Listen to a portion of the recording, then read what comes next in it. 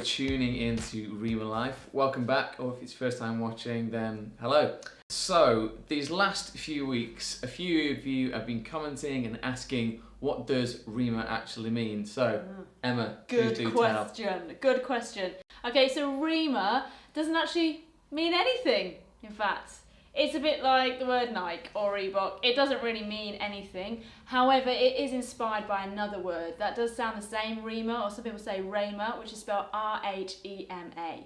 And that means God breathed now word. That means God breathed now word. And so that's kind of what we wanted Reema to be. It's a bit of a now word for you guys that means something for your life. And the reason it says Reemalife is, well, it's our lives. We're trying to share our lives with you guys. And so that's why we called it Reemalife. So, now you know.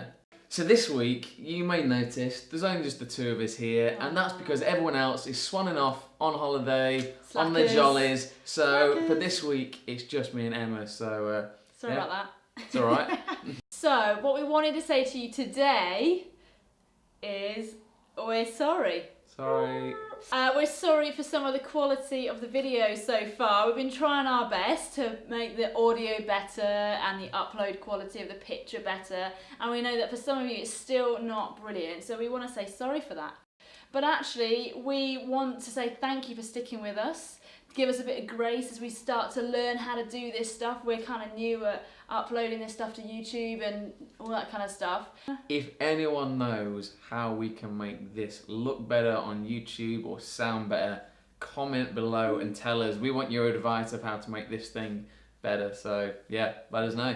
But we just wanted to get on with it, really, didn't we? We knew that we weren't perfect at this stuff. We're not all filmmakers, we're not all professionals at this, but we knew we just wanted to put something out there on YouTube, connect with you guys and start something. And again, it got us thinking about what it means just to start something. That quite often we put off doing things. That we put off doing something because perhaps I don't look right yet, or I'm not old enough yet, or I'm not brave enough yet, or I don't know it all. So I've had an idea, or I know perhaps I should do something, but actually I haven't done it yet because of all these excuses, all these reasons. But for us, we're just like, let's just do it. Let's just see what happens. Learn on the job, learn as we go, and see what happens. And sometimes we just got to do something. So this week, we thought we'd try a hand at something neither of us have really tried before. So here you go. Here we go. So we decided to come climbing. Now, neither of us have done much climbing or particularly good at this. So we thought we'd give it a go anyway. So yeah, let's go. Let's go.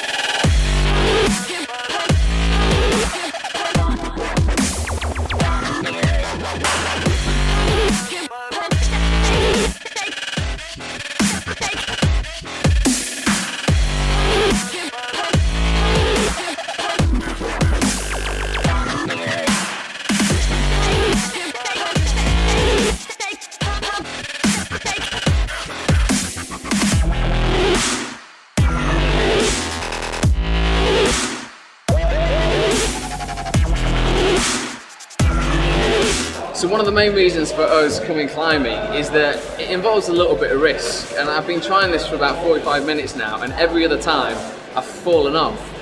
But the thing about when I fall is that I can just start again and try again. I mean, there's guys here that are way better than me, and I've seen them, they're falling off, they're having to start from scratch again, climbing the wall. And the thing is, when you put your hand to something, whether it's a skill, whether it's something you're stepping out in, you're not going to get it right first time, you're not going to get it right straight away, but that's not a problem.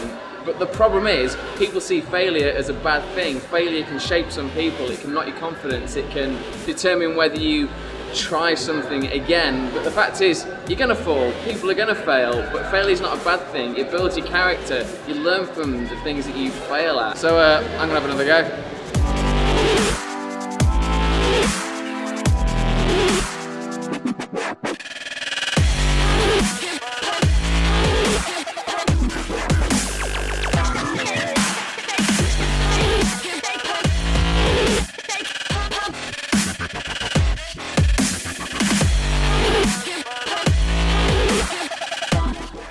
So today, Emma and I have come to a conference, and as you might be able to tell, we're kind of selfieing the camera thing.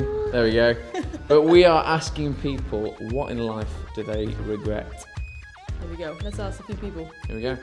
Cool, so Steve, can you tell us something in life that you regret? I regret listening to my dad at 18 and going to university and not running away to join the circus. Wow, you heard it here. So have you joined the circus since? No. No. I should have done it then. There we go. So I used to be really active. I did all kinds of outdoor sports. I was in the Scouts, and then I went to university and I sidelined all of that to do my work and to get my head down and to go out with people and all those kind of things. And I lost my health, my fitness, and it's really hard to get back on top of it. And so I really regret letting those things go. I also regret not trying as hard in my final year at uni because I didn't get a degree, I got a diploma. And a bit of a waste of money and time. And I wish I'd tried harder just for a few more weeks. Did you learn from that? So nothing's wasted, and I'm actually helping.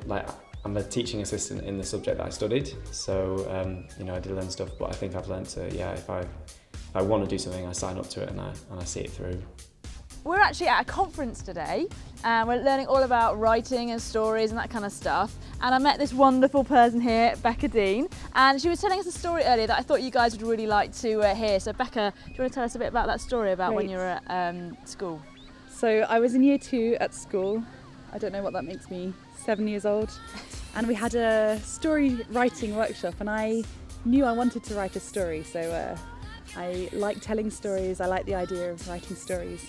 And we had this story writing workshop and I just didn't manage to write anything. And at the end of the lesson, my teacher came over to me and she was really cross and upset. And I was really cross and upset because I wanted to write a story and didn't manage it. And she was like, why haven't you written anything? And it was because I couldn't think of the perfect title. So I couldn't start anywhere because how can you start writing a story if you don't have the right title? So me and my teacher were both really sad and upset that nothing had happened. She was probably a bit crosser than I was, but I thought I had a really sincere reason. So I guess that was the day in my writing career where I learned that if you want to start writing, you just need to get on with it. Well, that was fun, wasn't it? I think so. A little bit sore. I know, it was a bit, and pretty funny laughing at us falling off quite a lot of the stuff. But I thought it was interesting as well, we went out and about, talking to a few different people. I love doing that.